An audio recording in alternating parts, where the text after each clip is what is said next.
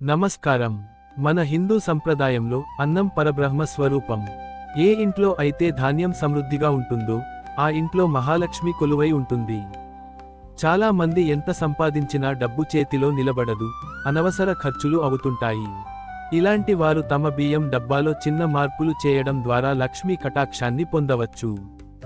ఈరోజు ఆ రహస్యాలేంటో తెలుసుకుందాం. బియ్యం డబ్బాలో ఉంచాల్సిన ముఖ్యమైన వస్తువులు. బియ్యం డబ్బాలో ఈ క్రింది వస్తువులను ఒక చిన్న ఎర్రటి వస్త్రంలో మూటగట్టి ఉంచితే శుభ ఫలితాలు ఉంటాయి. లక్ష్మీ గవ్వలు. లక్ష్మీదేవికి అత్యంత ప్రీతికరమైనవి గవ్వలు. 2 పసుపు రంగు గవ్వలను బియ్యంలో ఉంచడం వల్ల ఇంట్లోకి సానుకూల శక్తి వస్తుంది. గోమతి చక్రాలు. విష్ణుమూర్తి అంశగా భావించే గోమతి చక్రాలను బియ్యంలో ఉంచితే ఆ ఇంట్లో గొడవలు తగ్గి ప్రశాంతత నెలకొంటుంది. పచ్చ కర్పూరం. కర్పూర వాసన లక్ష్మీదేవిని ఆకర్షిస్తుంది. బియ్యం డబ్బాలో ఒక చిన్న పచ్చ కర్పూరం ముక్క ఉంచితే ధన లాభం కలుగుతుంది. వెండి నాణెం. కుదిరితే ఒక వెండి నాణేన్ని బియ్యం అడుగున ఉంచండి. ఇది ఐశ్వర్యానికి సంకేతం. పాటించవలసిన నియమాలు. కేవలం వస్తువులు ఉంచడమే కాదు, బియ్యం డబ్బా విషయంలో కొన్ని జాగ్రత్తలు కూడా తీసుకోవాలి. డబ్బా ఖాళీ అవ్వకూడదు. బియ్యం డబ్బా పూర్తిగా ఖాళీ అయ్యే వరకు ఎదురు చూడకండి. సగం ఉన్నప్పుడే కొత్త బియ్యం నింపండి.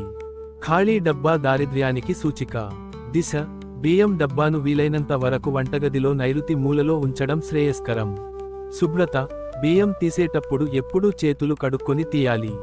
ఎంగిలి చేతులతో గాని, అపరిశుభ్రంగా ఉన్నప్పుడు గాని తాకకూడదు. కింద పడనీయకండి. బియ్యం గింజలు కింద పడితే తొక్కకుండా జాగ్రత్త పడండి. నమ్మకంతో చేసే ఏ చిన్న పనైనా గొప్ప ఫలితాలను ఇస్తుంది. మీ ఇంట్లో ఆర్థిక ఇబ్బందులు తొలగి సిరిసంపదలు పెరగాలంటే ఈ చిన్న చిట్కాలను పాటించి చూడండి. ముఖ్యంగా శుక్రవారం రోజున ఈ మార్పులు చేయడం వల్ల ఫలితం త్వరగా ఉంటుంది.